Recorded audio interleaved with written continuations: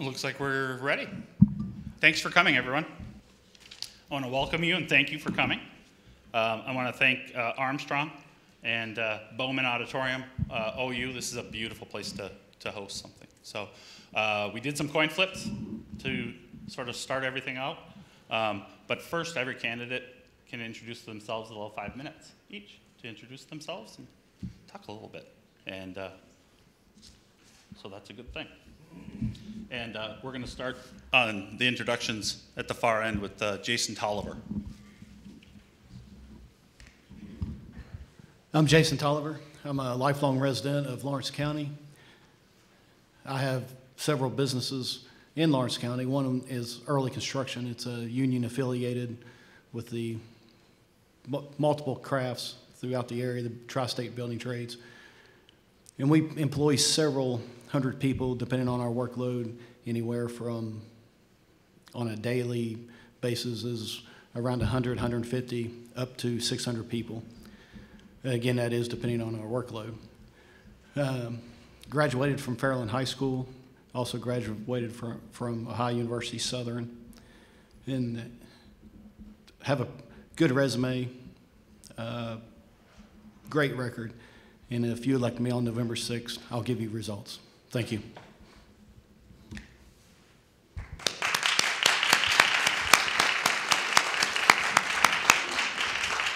This is our 5 minutes, correct, Scott?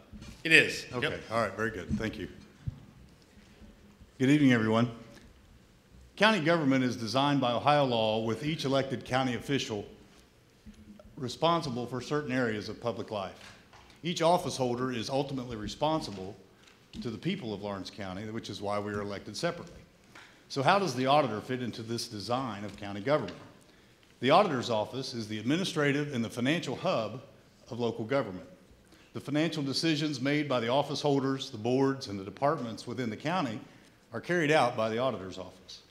Also, the auditor's office plays a pivotal role in assisting the other taxing entities, the townships, the school districts, the library, and the municipalities when they have issues regarding local government funding. For example, we don't arrest anyone in the auditor's office, but we process the payroll for the sheriff's deputy who does. We don't appropriate money, but the auditor determines how much money is available for the commissioners to appropriate. We don't set property tax rates or collect property taxes, but the auditor distributes the funds collected by the county treasurer to the taxing entities across the county who did authorize those taxes to be collected. In a lot of ways, the auditor's office is like a big mirror, with the job of the county auditor to make sure this mirror presents an accurate picture of what is going on. Now, just like any other mirror, sometimes we may not like what we see, but it is my job as the auditor to make sure that this picture is clear and true so that we can see the results of the financial decisions made by others. As you might imagine, the nature of the auditor's office requires the county auditor to have a keen understanding of government finance, to have an abundance of institutional knowledge, and an ability to work well with others. Most importantly, the county auditor must also have the strength to stand firm and say no when the numbers don't add up. My professional experience and background make me very qualified to serve as your county auditor. I have college degrees in finance and business management, and I am a certified financial planner certificate. I have served in county government for 18 years, and I know how the county government functions. And I've also proven that I operate the auditor's office by the book. From the enhancements to the physical office itself, to the upgrades to the auditor's website, to the cooperation with other government entities and the other office holders, I am proud of the efforts of all of us in the auditor's office that we've made over the last 7.5 years to improve, modernize, and make the auditor's office more customer-friendly for everyone. Perhaps this professional approach to managing the auditor's office is why I've been gathering the support of so many different people and organizations from across the political spectrum. My re-election as Lawrence County Auditor has been endorsed by the Lawrence County Republican Party, the Tri-State Building and Trades Unions, Teamsters Local 92, AFSCME Power in Action, and the former longtime Lawrence County Auditor Ray T. Duty, plus many other community leaders across Lawrence County. On a personal level, my family and I have lived in the public eye for nearly 2 decades here in Lawrence County. You've watched us grow up through the years. You've watched me coach your kids and your grandkids. You've watched me volunteer in our communities. You've watched me mature professionally as well. I do believe in continuous improvement, and I do my best to prove myself to be a reliable and even-tempered person who you can count on to work hard on your behalf.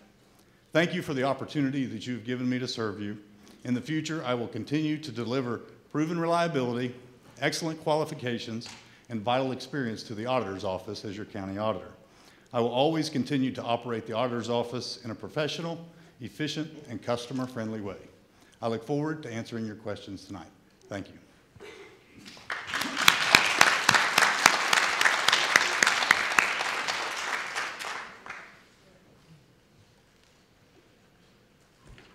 Bob.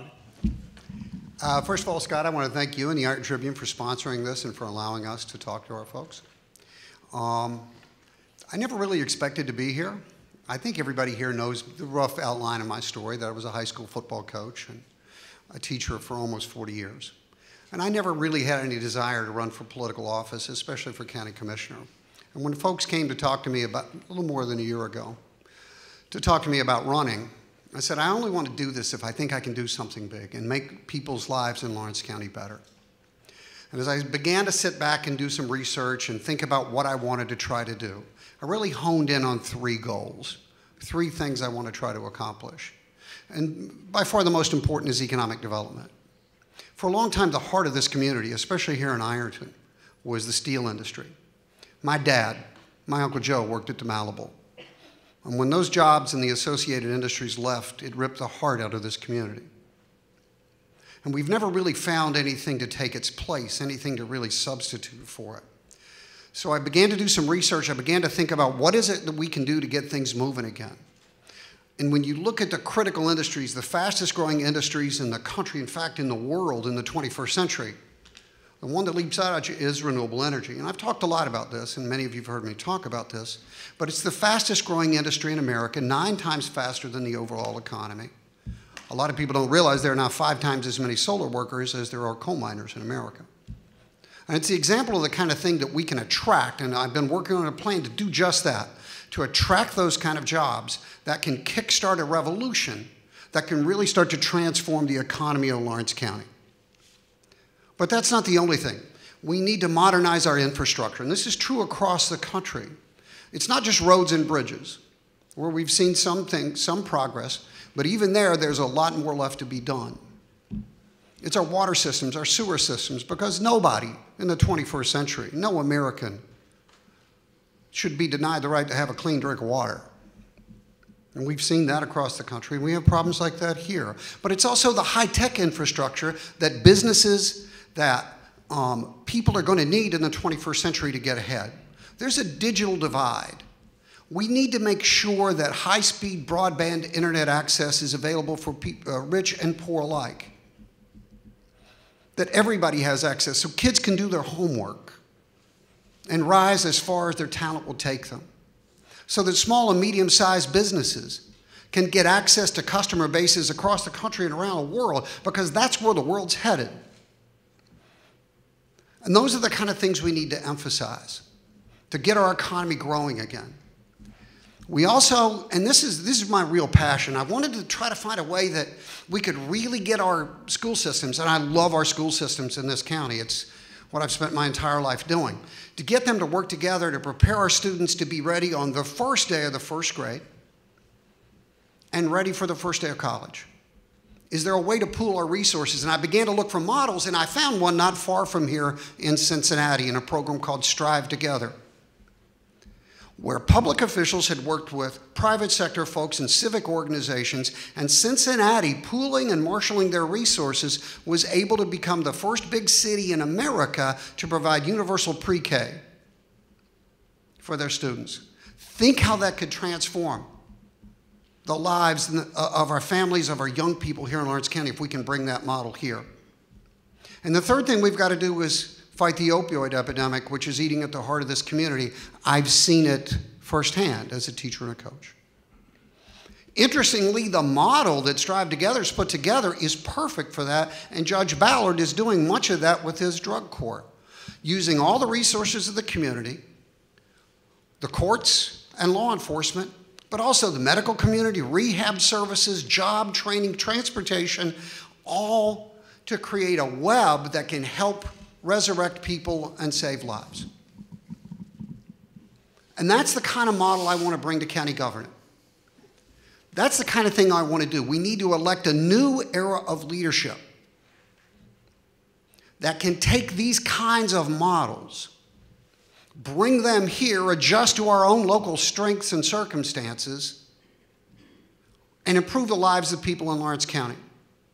And I think the County Commission has a really vital role in all that, because we're the only people who are elected by everybody in the county with a really broad mission that can mobilize those resources, and I want to try to do that. To coordinate, to marshal those resources, to solve the problems that everyday people have here in Lawrence County. We can't just leave it to the private sector. Government has to have a role in this. Thank you. And I want to try That's to do your that. 5.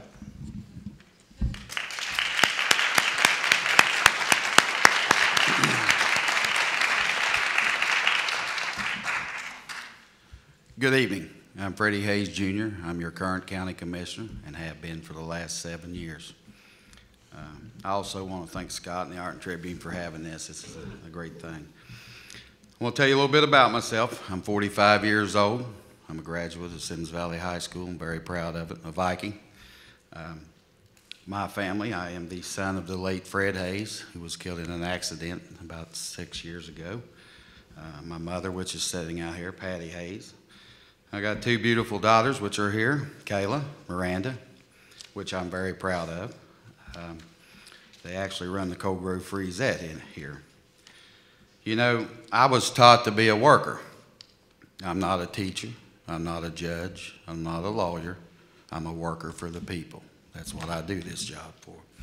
I'm very blessed to be able, it's not about the paycheck, it's about the people.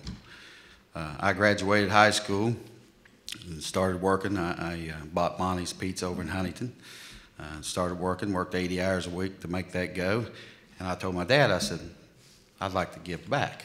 I said, you know, I'm blessed to get to do what I want, and I'd like to give back to the people. So I started on the Lawrence Water Board when I was 20 years old. I run for the Lawrence Water Board, got on the Lawrence Water Board. After a couple of years, I became president of the Lawrence Water Board. After about a year and a half, they asked me to be the manager of Lawrence Water, which I did for 15 years and was very successful at it. Talking about water, we got a lot of people water out in the rural areas. We worked together. We got people to dig lines. We went out there. Our people worked. We got a lot of people that didn't have water. Then I also wanted to be a part of the fair board. You know, I think the kids are the most important people in this county, the kids and the seniors. Everybody knows that about me. I started on the fair board. I spent 10 years as a fair board member. And then my good friend, which was president, was Mr. Doug Clark. He asked me if I would take president, because he was on his deathbed, is where he was at. And he asked me, he said, when something happens to me, I want you to take president. Well, I did this, and I was able to get the youth a new barn up there, a $500,000 barn. And I've always been a part of the fair. I'm there every year, where I'm running or not, to help the kids buy their animals. I think that's important. Them projects are important. I also am very proud of my last 7 years as commissioner. We've had a positive budget. We've never been in the red. My dad taught me that. You take care of the money, everything else will take care of itself, and he's exactly right. And that's something we do. Very conservative. I'm proud of the team I'm a part of. I think the office holders in this county are a better team than they've ever been. We all get along. And everybody knows me. I'm a registered Republican, but I support everybody. I work for all Lawrence County. We all do. We can talk about one party or the other, but we represent everybody here. You're the ones that put us in here. And I've been proven to that. You know, I've hired as many Democrats as I have Republicans. You know, got as many Democrat friends as I do Republicans, and I'm proud of that. And I think that's the way this whole country would work a lot better if everybody got along. There's some issues that, you know, that we have worked on. One is the jail. The last 7 years, I want to clarify something too. I have never been for a tax levy for the jail, nor will I ever be. So all these ads you're looking at with my name with the X thumb, it says he's for tax, no. And also I want to clarify the EMS tax levy real quick. It's, you know, our job is to put that on the ballot for the people. And all 3 commissioners voted to put that on the ballot. But the people decided. Now, was I for the EMS levy? Absolutely. And I'll tell you the reason why. One is I don't want a senior to call and not have an ambulance to come. I don't want a kid to call that's drowned in the, or a parent to call that a kid's drowned in the pool, that they need an EMS out there to save their life. I want that to happen. And everybody knows I'm a real estate developer in the county, and I own a lot of property. And the EMS levy probably costs me $15,000 a year, but I'm not afraid to pay it. Like I say, I do this for the people, not the paycheck. And I'm very passionate about what I do, and I want to continue to be your county commissioner. I'm available anytime. Still got 3 or 4 businesses, but people run them for me, and I give my daughters a free zet, so I've got all the time in the world to concentrate on this. And like I say, I want to stay county commissioner. I appreciate your support.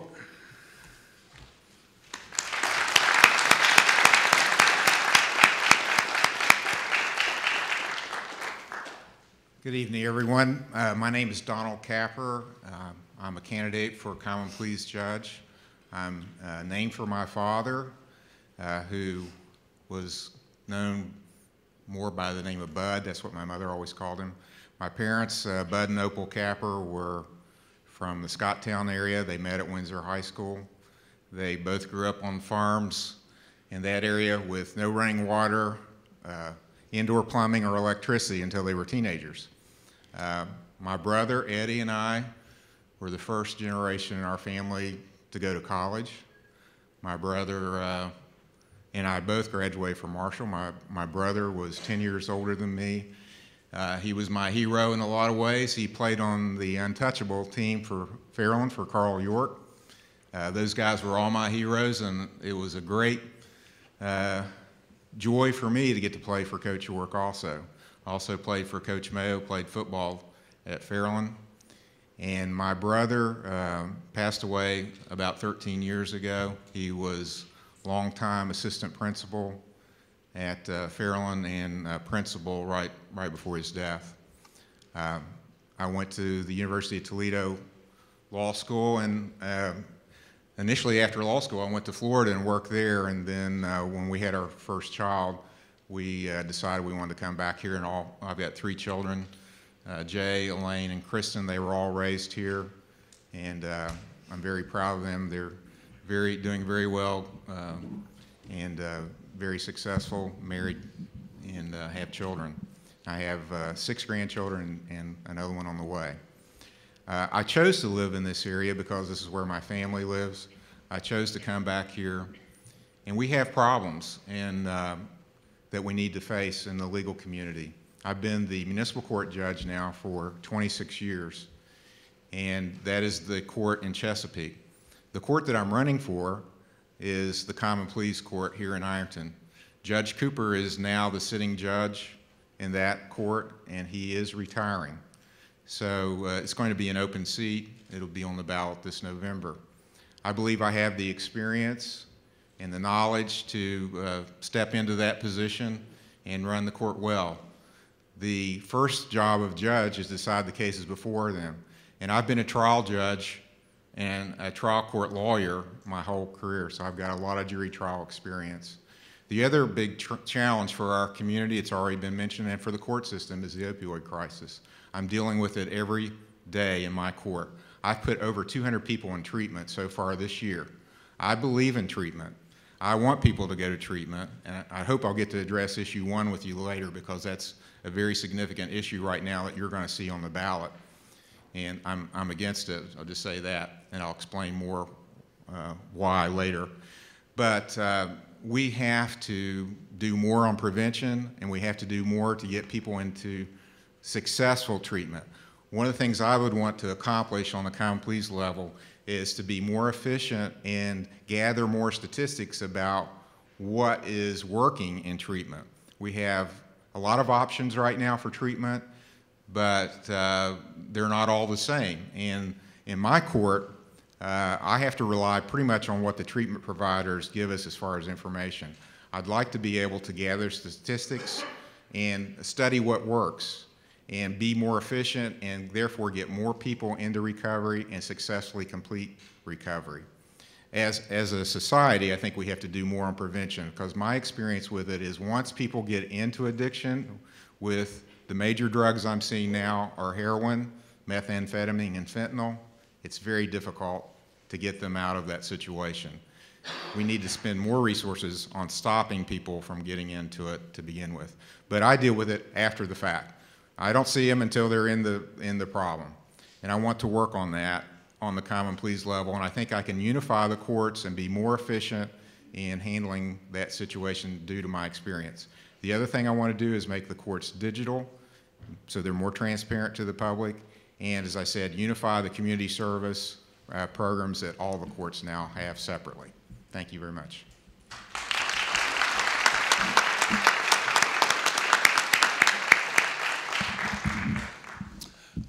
One more round of applause also for everyone that is up here, whether you're red or blue, the candidates and the people, they're putting their name and their family and everything that they do in front of the public. That takes a lot. So whatever way you may sway, you have to respect everyone up here. And our area is very lucky because we have great candidates, and that's how this area gets things done. You know, if you're a Republican or a Democrat, to have better candidates out there, that's fantastic. So please, thank you and applause.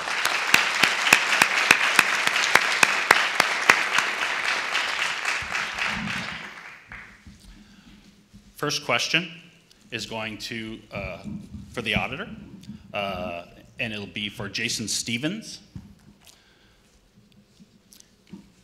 Jason, explain how the county millage is used in Ohio to arrive at the property tax rates for each county.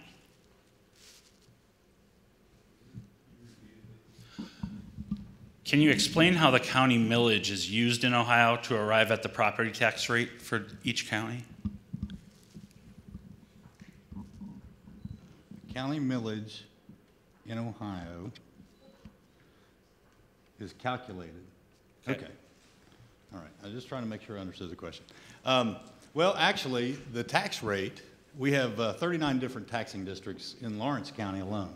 I think in the state of Ohio, there are over 4,000 different taxing districts. And what makes a taxing district is, for example, the city of Ironton is its own taxing district. Windsor Township is a taxing district. Sims Valley is a taxing district, but Sims Valley also incorporates Mason, Ade, Sims Township, of course.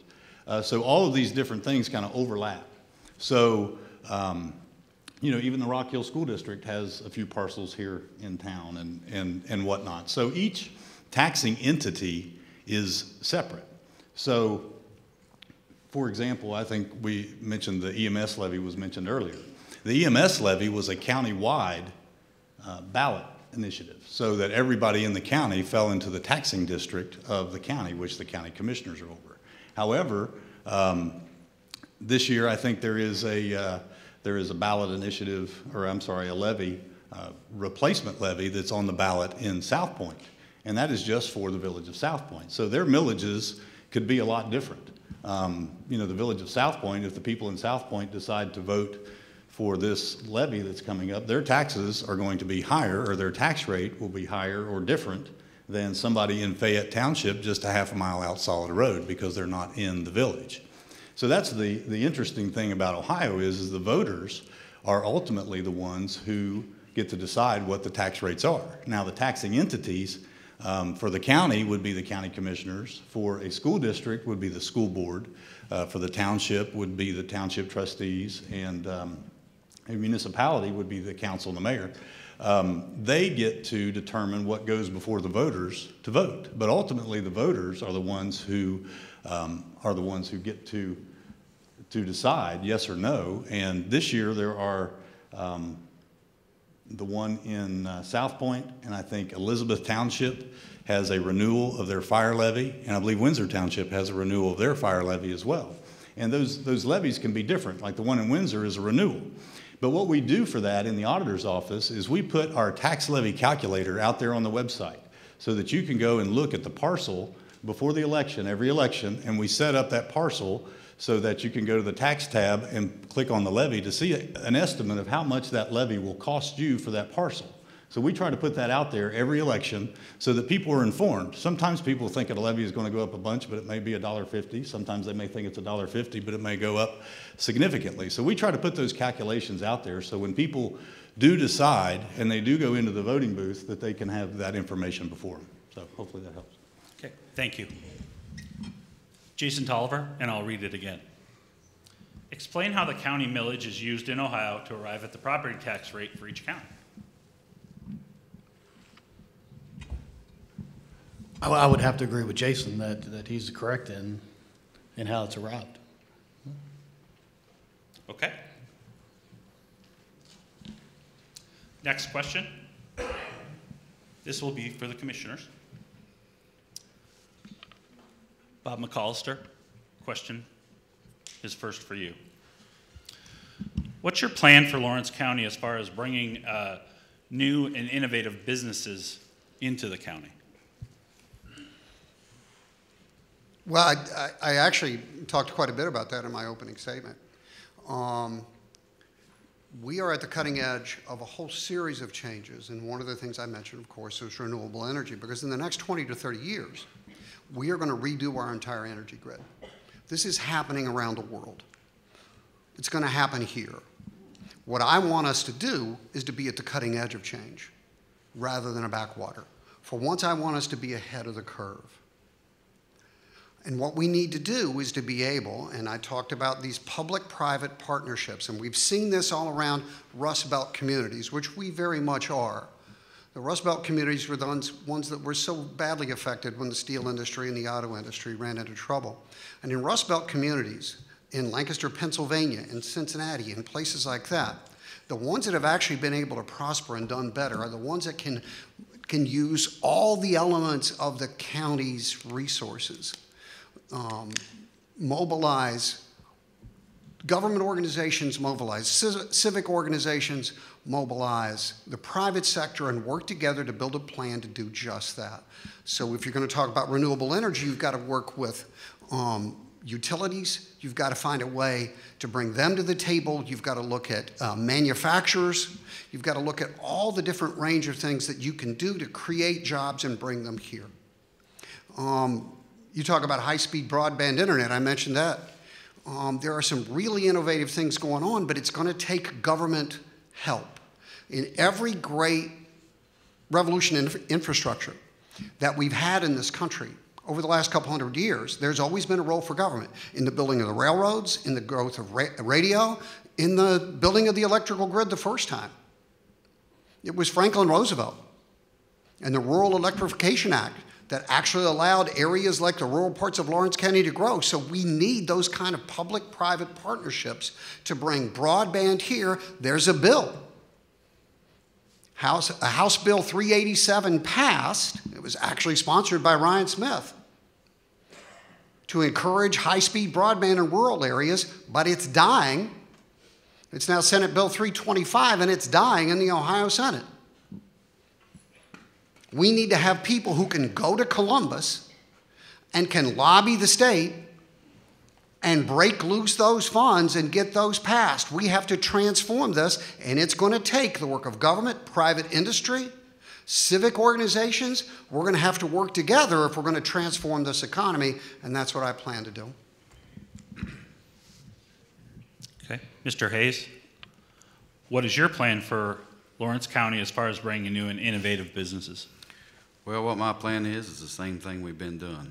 I'm very proud of the hundreds of jobs we've brought in. If anybody's went down through the point and seen all the businesses that's come in there, we've got a great team with the LEDC and Chamber of Commerce. We acquired the Dow Chemical property down here. We've got things moving into it. You know, I'm very proud in talking about going to Columbus and Washington. That's something that we've done. You got to make contacts. You got to go up there. You know, this is the first time me and Miss Holliday, we got to go to Washington, D.C., and we have really been recognized since then. We've made some good contacts, talked to some good people, and I think that's what it takes. But as far as bringing more businesses in, you know, we're going to keep doing what we're doing. Bill Dingus up there, he's great with the chamber and the LEDC, and we've worked good with him. And of course, I come from a business background. I've run multiple businesses, you know, and small businesses. That's the thing of the future too. We want to try to get all the small businesses. I want to try to see some of the mom and pops back. You know, I used to like going in the old country stores and getting the bologna and cheese sandwich. I mean, we want to take care of the small people. It's not all about the big people. Everybody wants to talk about the big people. It's the small people also. We want to try to help them in any way we can. And I come from that. I mean, my family's run a lot of small businesses, and it's hard work, but it makes a great person out of you. And I'm going to continue doing what I'm doing. And like I said, I'm very proud of where we're at. Hundreds of jobs have been created in the last 7 years since I've been there. And we got a great team working on it. Great team of commissioners, and like I say, the LEDC and the Chamber of Commerce too. So I'm very proud of what we're doing. We're going to keep doing it. Thank you. Thank you.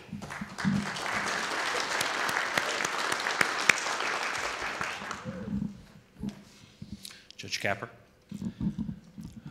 what is your view or opinion on State Issue 1, which is the Drug and Criminal Justice Policies Initiative? Well, I asked for that question, and I'm glad I got it. I have a very strong opinion on it, and I think it's the most important thing on the ballot by far. I think my race is important, and everyone here, all the candidates think their race is important, but this issue 1 affects the entire state, just not our county. And in my opinion, if issue 1 passes, it's going to make the drug problem much worse. And here's the reason. It's going to reclassify possession of drugs that are now felonies, like the most serious ones that I mentioned previously: fentanyl, methamphetamine, heroin. Those will all be misdemeanors. But not only will they be misdemeanors, which means they will be in the courts where I am right now. I'm a municipal court judge. There's 2 in our county, 1 in Ironton, 1 in Chesapeake. So Judge Waldo or I will have all those possession cases. And not only that, but by constitutional amendment, which is what this is, it will prohibit us from putting that person in jail until they fail treatment the 3rd time within 2 years. Think of that. If you have a few glasses of wine and are driving down the road and get pulled over and you test above 1.7 on your blood alcohol, the legislature says, I have to put you in jail on a first offense for 3 days. That's the minimum. I have to do that. But if you get pulled over after this passes and you have heroin in your car, I will be prohibited by the Constitution of putting you in jail. It makes no sense. And here's the other thing. I deal with, as I said before, I deal with a lot of people in recovery, and I require people to go to recovery. I want them to get clean and sober, and I'm cheering for them. I want it for them. Usually their family wants it for them. But guess what? The big problem is a lot of times they don't want it that bad. That's the biggest problem I see, is motivation of the addict. And sometimes you need negative motivation, just like with your kids. You need carrots and sticks. Well, if some people get clean because they're afraid of going to jail, I'm fine with that. But if you tell the people that I'm seeing in court now, my opinion is if they know they've got 3 bites at the apple before they can ever go to jail for failure, guess what? Most of them are going to take all 3 bites, and in the end, some of them are going to overdose and die. The death rate will go up, in my opinion, if issue 1 passes. Vote no on issue 1. Thank you.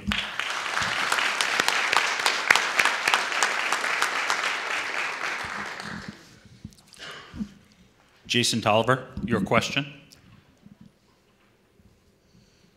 How do you feel the auditor's office can improve the effectiveness and transparency of government in Lawrence County?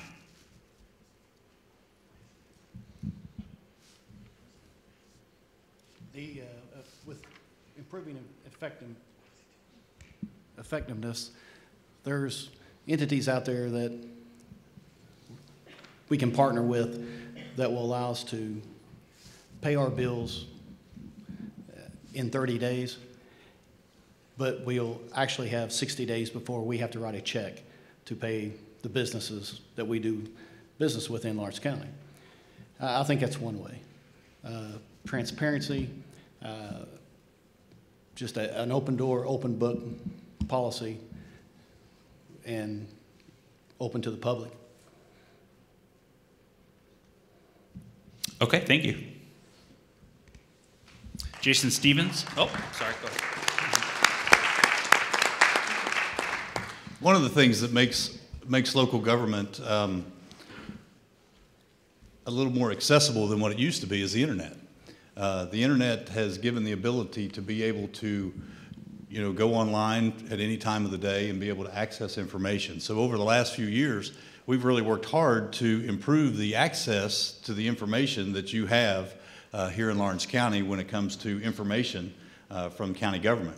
When I first took office as county auditor, I remember obviously serving as a county commissioner. There was always a question about what is the budget, where is the budget, and one of the things that I wanted to make sure that we did is put the expense report out there on the internet every month, and we do that, and we put the revenues and the revenue source and the cash position of every fund in the county. And you can go on to lawrencecountyauditor.org. Sorry, I'm nervous. lawrencecountyauditor.org, and you can check out every month since 2011, I think, or 2012. We took 2011 off because there was too many months on there. But anyway, it's about being open with the information that is there. Now, doing the analysis and whatnot, people are free to do that their own selves. The other thing that we do is we also have the property information out there. So anybody that wants to see the information about the property that's being bought and sold, you can actually run reports. If you are interested in property in a particular school district or a particular township or a particular village, you can actually download that report and see every property that's been sold this year, what it sold for, what we had it on the books for versus what it sold for, who bought it, who sold it. Unless it's ODOT, they don't put their information out there. But anyway, that's an exempt sale. So we put that information out there. We also have the mapping where we partner with the engineer's office to try to get the maps out there, and so you can see that information at any time. So being open and having that information available, and I would like to see us improve that. And we've improved that over the years with adding the flood maps and different maps to the auditor's website to give that information to people so that they can look at it and decide for themselves what they think is going on. So thank you. Thank you.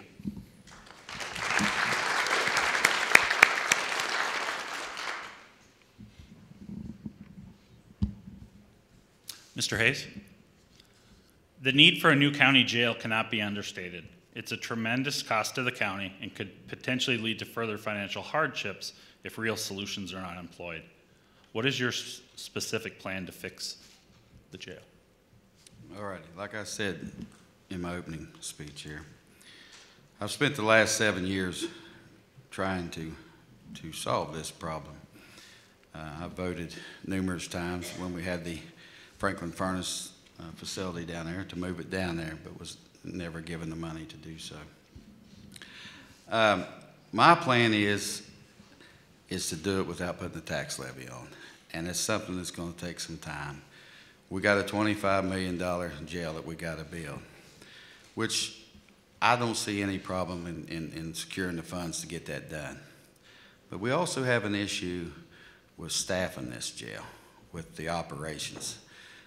We have trouble now funding what we have down here in Ironton. And I've talked to the sheriff, and if the sheriff was here, he would agree with me. It's not all about building it, it's about funding. But what we have done, of course, we have a committee that we're working on, and we have found some property, a couple pieces that we may be interested in trying to get a jail on. Of course, we're going to have to secure the funding, and I don't want to do a property tax for that. Absolutely no way. I've never said that. Nobody's ever heard me say that, and I will not do that. But it's going to take some time. It's not an overnight thing, you know. Everybody's got a plan, and they're going to come in here and they're going to do something overnight. And you know, in business, you can. I can do that. There's things I can do overnight in my businesses. But I'm going to tell you something, in government, it's been a different for me. You can't just do that. It takes time. It takes years to get it done. And of course, I think it's 2,329 days I've been in here, Bob, that I've not got it done. Is that right? Well, anyway, it's 2,329, I think.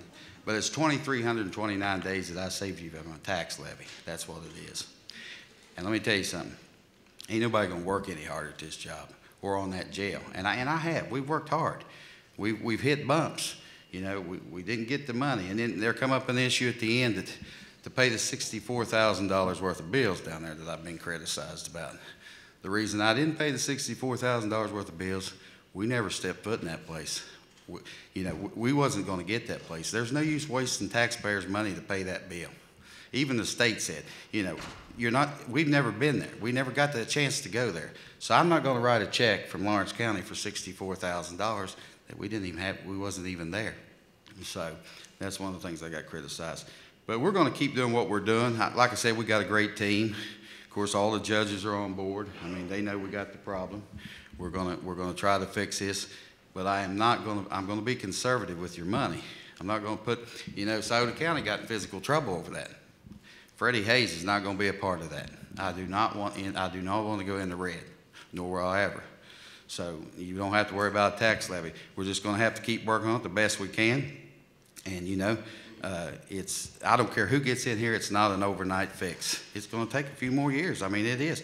But we have got Thank you. things It's time. in the way. Thank you. Fine.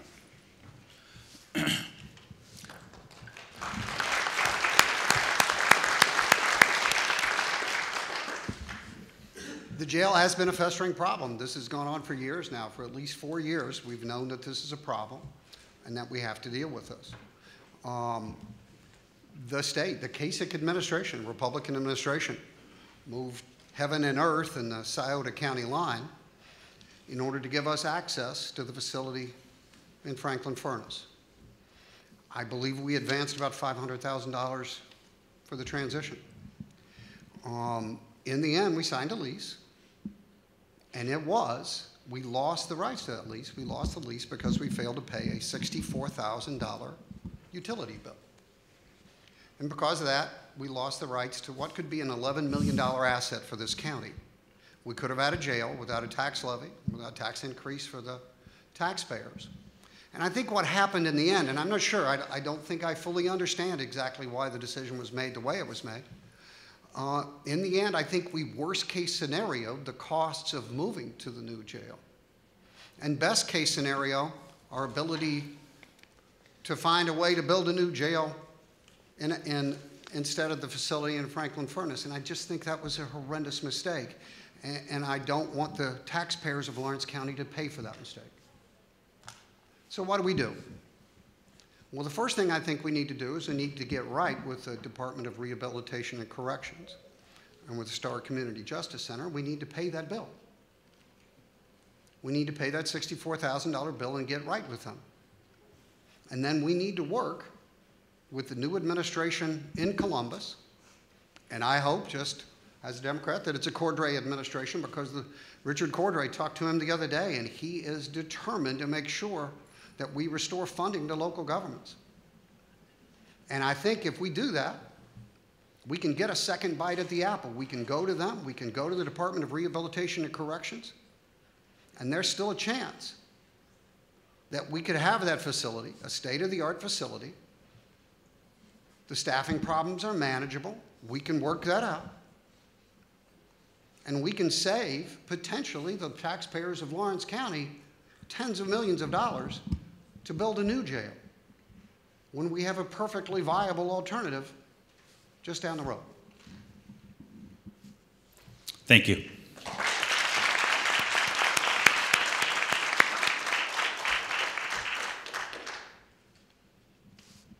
Judge Capper, what changes would you bring in your approach to the addiction epidemic facing the region? One of the things I think we need to do is be more cooperative in terms of the courts. We have 3 criminal courts in our county: Ironton Municipal Court, Lawrence County Municipal Court, and the Common Pleas Court. They all are facing the opioid crisis. My court, and people don't realize it, most people don't, is the largest court in the county. The court in Chesapeake has 2/3 of the cases. If you look at any year, the number of cases in this county, 2/3 of them are in that court in Chesapeake,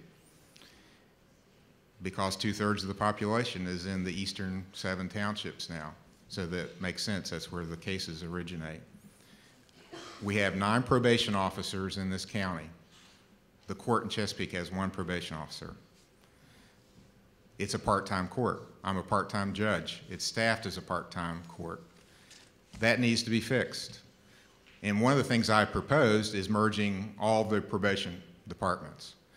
A lot of the folks that are on probation in my court in Chesapeake are also on probation with Judge Waldo or with Judge Ballard or Judge Cooper.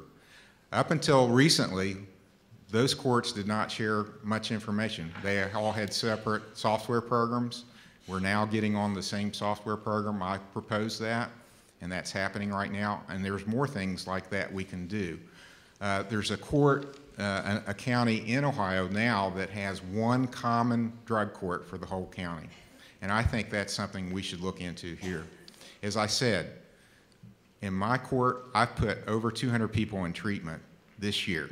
200. It's a staggering number. And just accommodating them in a certified drug court would be very difficult because of the staffing.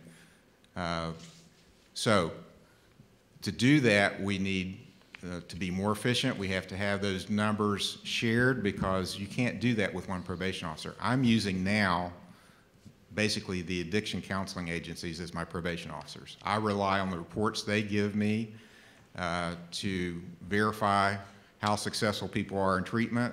I rely on them to tell me when people fail in treatment.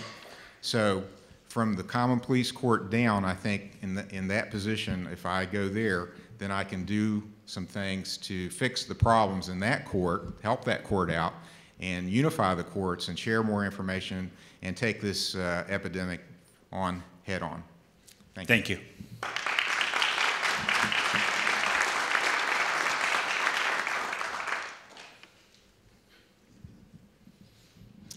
Jason Stevens, what skills differentiate you from your opponent?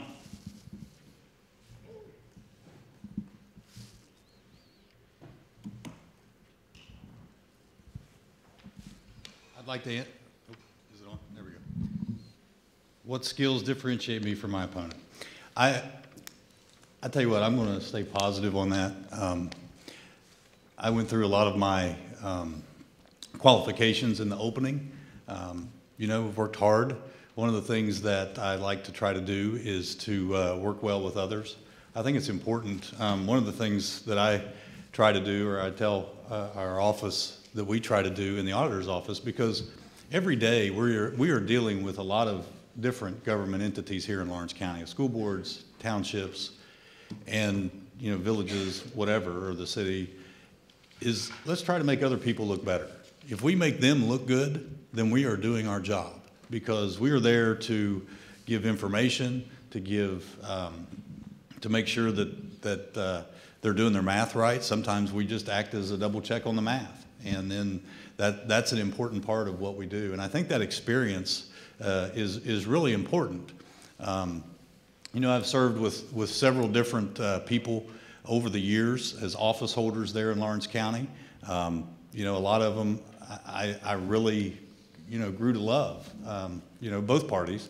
We got along really well, and that part of it, of getting along with those and getting along with the other elected officials throughout the county, whether it's a township, a small township, a big school district, a small school district, it really doesn't matter. We want to be able to treat people well, and to make sure that we are treating people with respect. And their problem, if they're calling up and calling the auditor's office, it's a real issue, and we need to do our best to get them the right information and get it in a way that can help explain it to people so that they look good, for lack of a better way of saying it. So that's really what I like to do, is use our experience to give people the information they need, and hopefully that will help them to make better decisions. Sometimes they make decisions that I go, okay, if that's what they want, that's what we'll do, but not necessarily always. But nevertheless, that's what I like to do, is to give people information, give them the freedom, or they have the freedom, but give them that information that gives them the freedom to make the decisions that they feel is in their best interest. Thank you.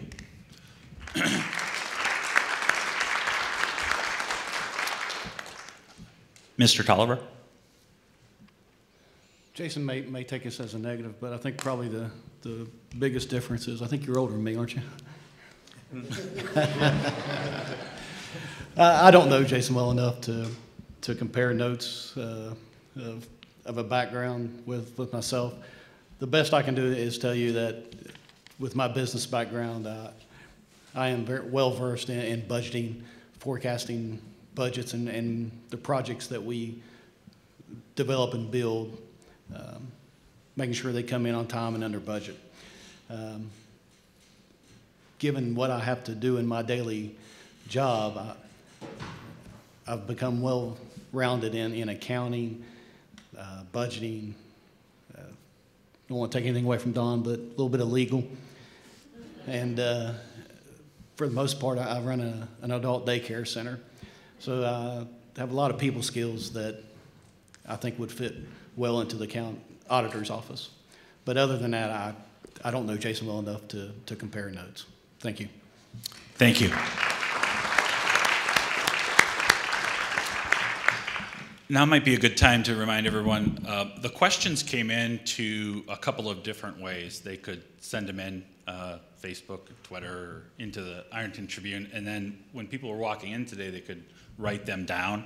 So that's where all the questions have been coming up. I'm not just sort of making them up as I go along. So, and also I think everybody can agree that math is hard. So I think that's so far the summary that we have going currently. So next question will be for Bob McAllister. It's a little long. Okay. The Wayne National Forest is a major Lawrence County asset. The forest is currently undergoing a 10-year plan revision which sets the goals and objectives for the forest for the next 10 years. The planning process is lengthy and involves participation of area citizens and local officials. How would you participate in that planning process? Interestingly enough, I already am. I'm actually on the working group. First of all, the Lawrence County Working Group. I'm actually part of two different working groups, the Lawrence County Working Group. And I went to a meeting of the working group in Jackson about 2 weeks ago on bringing renewable energy into the Wayne National Forest and on air and water quality. So I'm actually already part of that process.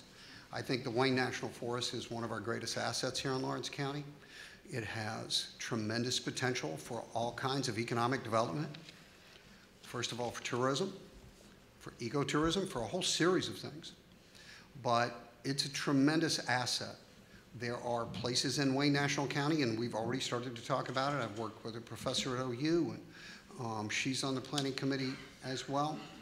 And places and sites that we may be able to use to bring renewable energy, particularly solar. There's not a lot of wind potential here in Lawrence County, but we do have more solar potential than any county in Ohio because we're the southernmost county in Ohio. And Wayne National Forest is one of the places where that's a possibility, a way that we can start to build real economic development into this county and use that resource. Because one of the things that renewable, especially solar, requires is land. And we have a lot of that in the Wayne National Forest. So I'm actually already part of that process. I'm also, that working group is also looking at air and water quality. We are about to get a lot of development in the natural gas industry. We've already had one pipeline pass through. We've got another one, the Buckeye Express is on the way. And we need to make sure that as government officials, that we are making sure that the highest possible safety standards are in place for those pipelines as they come through and for any natural gas facility that happens to be put in this area, and it's going to go through Wayne National Forest. I've actually seen the route of the pipeline. And so I'm actually already part of that process, and I think using the Wayne is one of the things that we can do to encourage economic development in this county. So I'm glad to be a part of that already. Thank you.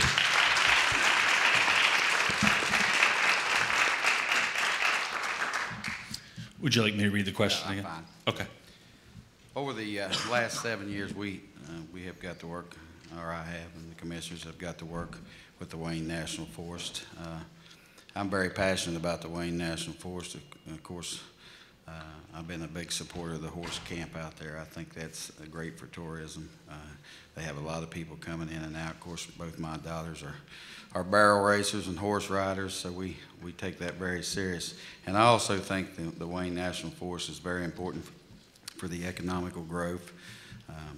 Also, it's a good place for, I enjoy going out there. I go out there a lot. It's a good place to hike and enjoy the outside, and it's a beautiful, beautiful place. But you know, we're going to continue to work in any way we can help them. And I think we've done a good job so far with them. We've got a great relationship. We've built a great relationship with the Wayne National Forest, and like I said, the horse camp out there, I'm a big supporter of that. She's worked hard on that, her and her husband, and they've got some nice trails out there. Going to continue to add some trails. So, of course, I'm 100% in support of the National Forest. So, thank you.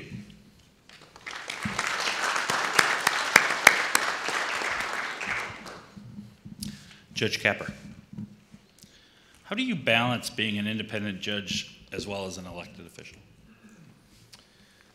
Well, judges have a different role than other elected officials, and I actually brought with me the Judicial Canons of Ethics, and it specifically talks about that, because as these other elected officials, they can have very partisan views, and they're allowed to do that and make their decisions off of that.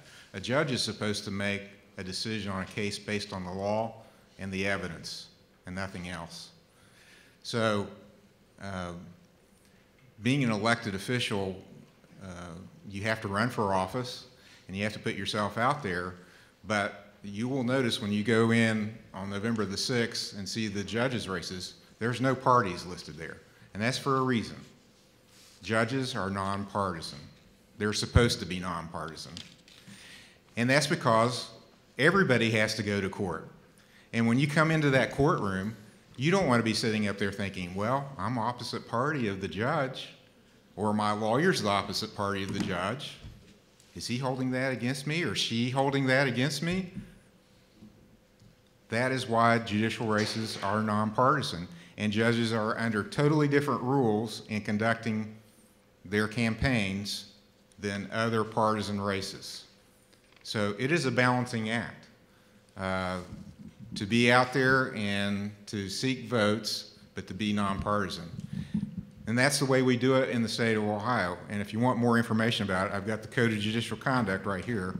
But I don't think anybody wants me to read that to them, but I can.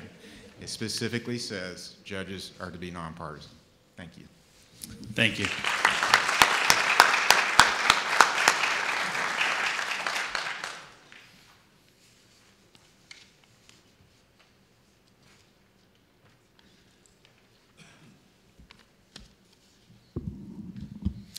Jason Tolliver. Can you explain the value or lack thereof of accountability and accessibility to the public in local government, and what you would specifically do to increase transparency? Could you repeat that question one more time? I don't know if I can. Can you explain the value or lack thereof of accountability and accessibility to the public in local government, and what specifically would you do to increase transparency to the public?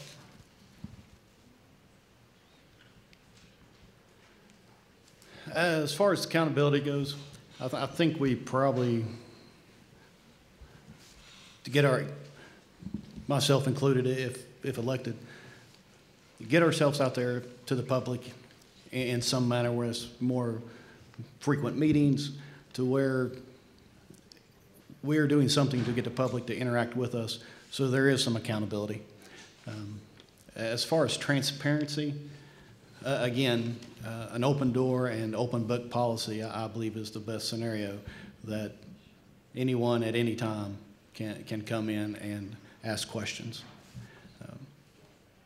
But that's probably the best way I can think of to improve transparency.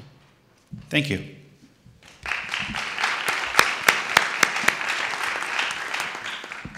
One of the things that I think is important, and I mentioned this earlier, is the fact that as technology improves, this is 2018. We have a lot better technology than we did even 10 years ago in 2008.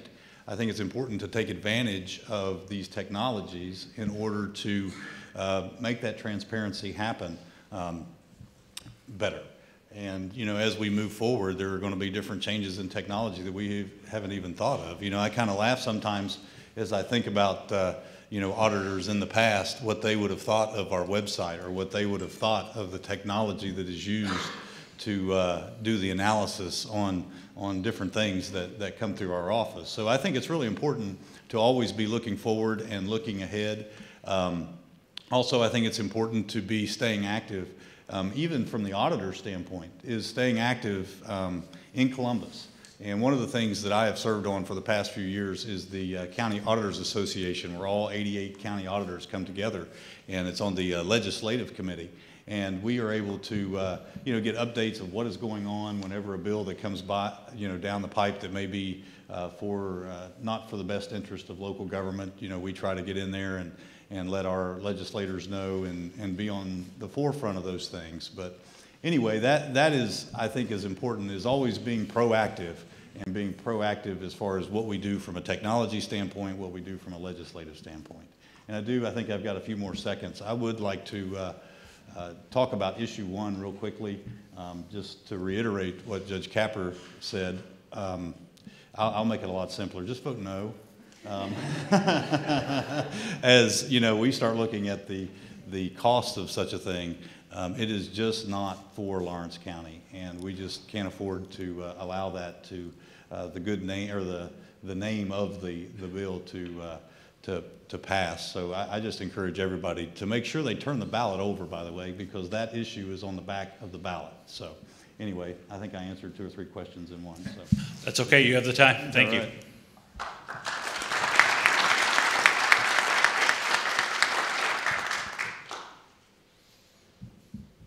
Mr. Hayes,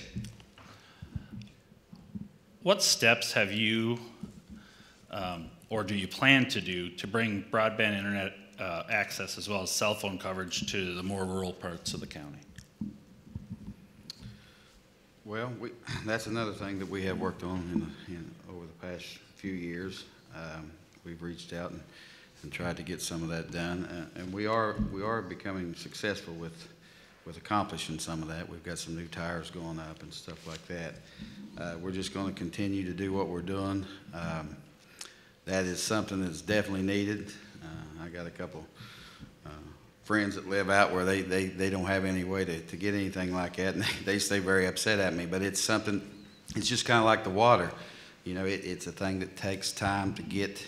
It's another government thing that takes time to get accomplished. And it's something we've been working on, and it's something we're going to continue to work on. Thank you.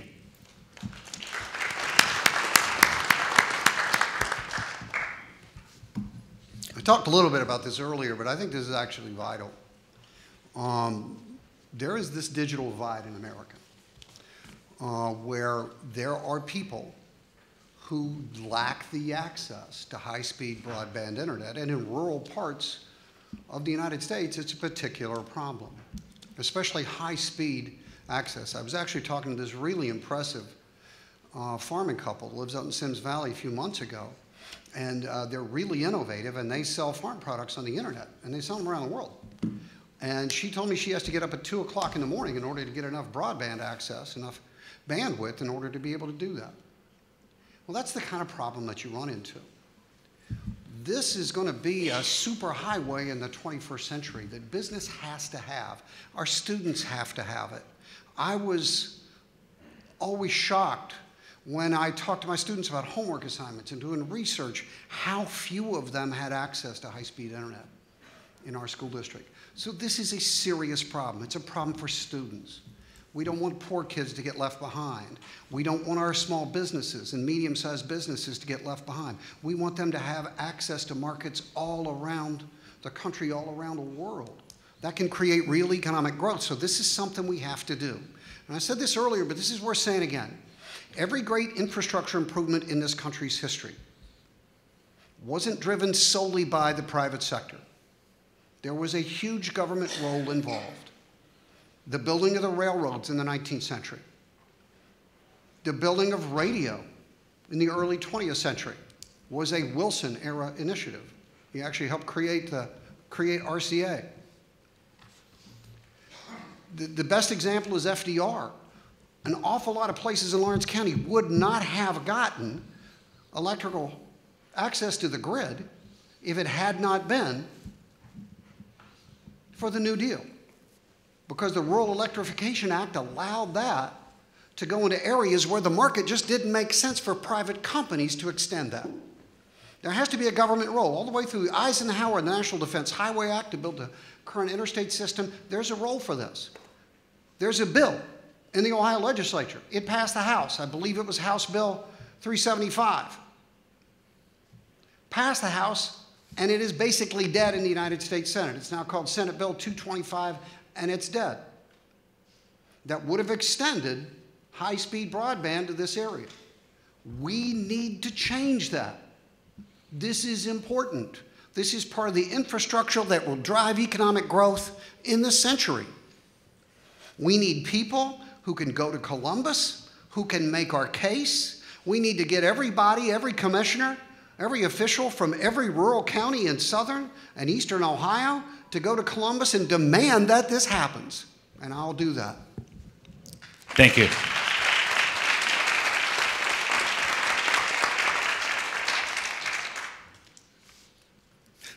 Judge Clapper, is it probable that the lack of adequate jail space or costs would ever lead to releasing people who should not be released or given probation? Well, I don't agree with the last thing. It is a consideration right now, because I think we all know there's jail overcrowding. And when I'm sitting there as a judge, that's probably not something people can see, but I'm making a calculation in my mind. I'm also sometimes considering the jail space available. I have conversations with the sheriff, and I have a good relationship with him, and sometimes he'll ask me to release some people. And I'll go through the jail list and look and see if there's someone that I can release. The legislature mandates some sentences. On the operating vehicle intoxicated, there's mandatory penalties that I have to impose. So those people I can't let out. There's other types of charges where there's mandatory penalties. So I would say we make adjustments. Oftentimes there's health issues. The county is very sensitive to this. The amount that we are spending on prisoner medical expenses is astronomical. So I get a call quite often from the jailer, maybe the sheriff, saying, we've got John Doe in the jail and he's got this very serious medical problem. Can you do something like an ankle monitor or shorten their jail sentence? Because if they have this problem while they're in jail, guess what, folks? You're paying for the medical bill for them. So there's a lot of considerations that go into who to put in jail, when to put them in jail, when to release them from jail. And jail overcrowding, unfortunately, is one of those. I'd like to say that we are now considering some options, and the judges are now being brought in on that. My opinion was never asked too often in the past about the jail overcrowding, even though I'm one of the people using the jail. Just recently, we've been having meetings about that, and our input is being considered, and I think it's very important for the judges to have input on solving this problem. Thank you. Thank you.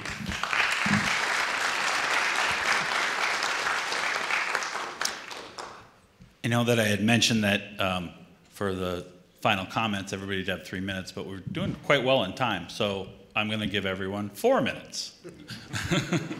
And we're going to start with Judge Capper. Thank you. First of all, I want to thank the Tribune for hosting this, and I want to thank the other candidates for coming out. You know, it's not easy. You know, I do public speaking all the time. I'm a trial judge. I've been a trial lawyer for a long time, so public speaking comes a little easier to me, but I still get nervous. And I know that for people that don't do this on a regular basis, it's a little traumatic to have to sit in front of a bunch of strangers and answer questions that you don't know are coming. And I'm doing door-to-door too. And when you go knock on somebody's door, usually they don't have a question already prepared for you. Here, people have sat and thought about questions, and you get a tough question, you got to answer it in front of everybody, so it exposes whether you have knowledge or don't have knowledge. And I think that's very important. For a democracy to function, we require and rely upon an informed citizenry. People have to know. For this type of government to function, people have to know the people that are working for them. They're public servants. This is like a job interview. I'm sitting for a job interview, and I am answering your questions as my employer. So I want you to consider that and consider these other candidates and in making your decision. It should be a decision about who is going to do the best job, who is going to be the most qualified. And what I would also like to say to you, I have a track record. I've been a judge for a long time. And if you haven't been in front of me, talk to somebody that has. Or talk to a lawyer that's a friend of yours and ask them how I have conducted that court. I will tell you this. When I came into office, it was because the previous judge had been killed in a car wreck. And he was not of the same party as me. A lot of folks wanted me to fire all the people. There was about 14 employees. They wanted me to fire those folks and put people of a different party in there, and I refused to do that. I don't even ask people what their party is when I hire them. I have people that I just hired and was talking to them about their political affiliation, and I thought they were one party and they were the other. You know what? It's not important to me as a judge. I want people that are going to do the job, and that's what I look for. And that's the way I'm going to conduct the court if you choose to elect me. I will be totally nonpartisan. You can come in and trust that your case is not going to be decided based on some political decision, based on who has the most influence, based on who knows me. If I feel like I know someone too well, the remedy that I should impose, I will recuse myself and ask the Ohio Supreme Court to appoint a visiting judge. That's what an ethical judge does. You have to be free of all those influences when you make a decision. And I promise you I will do that. If that's what you want, then I'm your guy. Thank you very much. Thank you.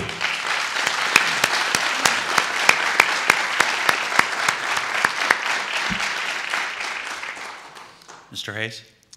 Well, I agree with Don. When I started 7 years ago, the first time I come down here, I was sweating and everything else. Only said a few words every time, but I've kind of come a long way on that. I've teach myself that you got to get out here and let the people know who you are. And like I said, I'm very passionate about my job. I think I've done a good job. I do it for the people. I really do. It's a way for me to give back, and I'm going to continue giving back. Like I said before, I'm not the guy that shows up at the fair the year before we're going to run. I'm the guy that's there every year. I'm not the guy that goes to the seniors when I'm running. I'm the guy that's there every week helping them. I'm very passionate about the seniors. I'm very passionate about our veterans. I never forget to talk about our veterans anywhere we're at. That's our freedom, and I appreciate anyone who served, and I always try to recognize them. You know, we got a lot of issues, and we're going to continue to have that. That's the reason there's a job here for me. You're never going to get them all solved. That's what they put us here for, to work on it, and that's what I do. And I promise you, there's nobody got any more work ethic than me. I was raised on the Huntington Market produce terminal over there. Went to work every morning at 3 o'clock and was still standing there with my dad at 8 o'clock at night, 7 days a week for a long time. And it taught me a lot. If you're going to get anything done, you got to keep working at it. And I promise you, anybody knows me knows that I'm a worker, and I'm going to continue to do that. And we're going to solve these issues. I mean, we've got the jail, like I said, it's a tough issue. But we are definitely going to work on it. We're going to get it done. And I promise you, if you continue to support me, we're going to be I'm a positive person. I believe positive is progress, negative is nowhere. That's how I feel about it. So we're going to continue a positive job here. We got a great team. The commissioners, we get along good. Miss Holliday joined the team there. We all get along great. And like I said, it's not about Republican. It's not about Democrat. It's about Lawrence County. My party is the Lawrence County party. That's everybody. And you know, everybody knows me. I'm not afraid to admit that. But anyway, I'd like to have your continued support, and I guarantee you I'll continue to make you proud. I'd like to have your support on November 6th. Thank you. Thank you.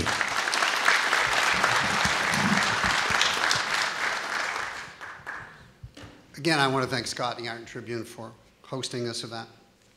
I began by talking about my goals for the county if I'm elected. I have one other goal, one other thing I want to mention very quickly. I actually also want to change the way politics is done here in Lawrence County.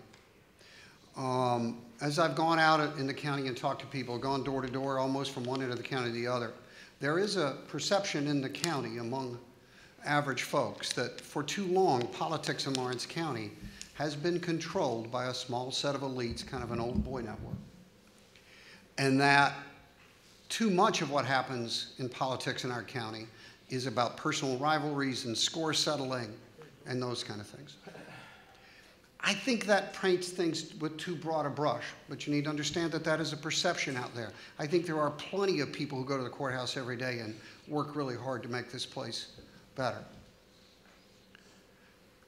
I think the principal problem we have is that we've elected people with a limited vision for where the county needs to go, with what will help our county progress into the future. You know, Proverbs 29:18 says, where there is no vision, the people die. And I think what we need is a new era of leadership, a new perspective, a new vision. I think Deanna Holliday's election in 2016 was perhaps a first step in that direction. I want to be a part of that change. I do want to bring a new kind of politics where everybody's voices are heard, rich and poor alike, black and white, where nobody's left behind. And not only are their voices heard, but their needs are addressed.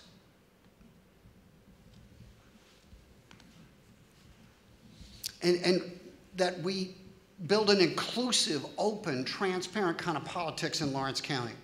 So I've been running a populist campaign. I've gone door to door. From one end of the county, I've worked my way through Chesapeake. I'll be in Proctorville in the next few days. And that's where I'll end up. And I've talked to people face to face. I've heard their concerns, listened to their problems. This has never been a long-held goal for me. This is a campaign that I embarked on to try to make the lives of the people of this county better. So if you honor me with your vote on November the 6th, I promise I will do my best to accomplish all the things I've set out, and I've set some lofty goals for myself. But I'll make you this promise. If I don't make substantial progress toward the things I want to do, I will not run for re-election. It'll be somebody else's turn to take a shot at this. This is something I want to do to make the lives of the people of Lawrence County better, because for me, this election is not about me. It's about you, it's about your families, it's about our future. It's about Lawrence County. This is my home. I want to thank you all for coming and listening, and if you'll honor me with your vote, I'll do my best to bring change to Lawrence County. Thank you very much. Thank you.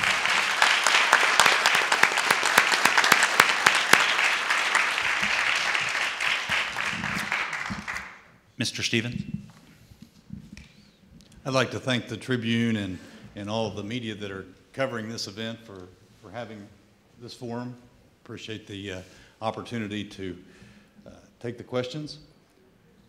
I'd like to close by just reiterating that the auditor's role is administrative.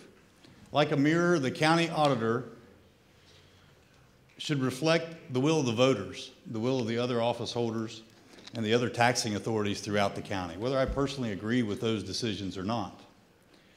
I believe that the auditor should have financial experience, should know how government works, should give back to the community, should participate in the community by voting in every election. The auditor should work well with others. The auditor should be reliable and even-tempered. The auditor should be qualified to do the job. The bottom line, I believe the auditor needs to know what the job is and what the job isn't. I have the financial experience. I know how local government works. I volunteer to help strengthen our community. I vote in every election. I work with others to make things better. I am reliable and even-tempered. I'm qualified to do the job. The bottom line, I know what the job is, and I know what the job isn't. I have run a positive campaign that focuses on my background and my qualifications and the improvements that I have made in my term as county auditor. I will continue to work hard for you, and I will do my best to make sure the auditor's office is run in a professional, efficient, and customer-friendly manner. My name is Jason Stevens. I'm Lawrence County Auditor. I would appreciate your vote this fall. Thank you very much. Thank you.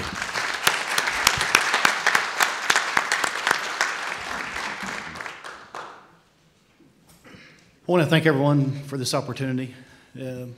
As Don and Freddie mentioned, this isn't easy getting up here. And it seems like we've been doing this forever now, I do believe, guys, doesn't it? But we're getting close to the end. And one thing that I believe all of us agree on, we believe it or not, we do. We've been with each other for quite a few months now, and we do intermingle and talk to each other. But I believe one thing that all of us do agree on is no on issue one. To echo that just one more time, that is a huge issue that needs to be voted down. I think with my background, my history, I think I'm well suited and qualified to perform the duties of the auditor's office. And with your help on November 6th, we'll accomplish that. I'm Jason Tolliver, and I appreciate your vote. Thank you. Thank you.